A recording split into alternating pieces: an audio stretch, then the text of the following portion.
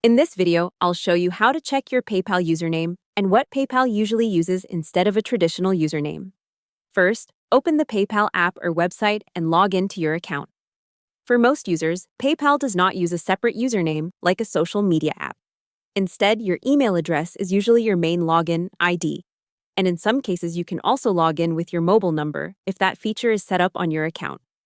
Next, to check the email connected to your account, go to your profile or settings, then open Contact Info or the Emails section.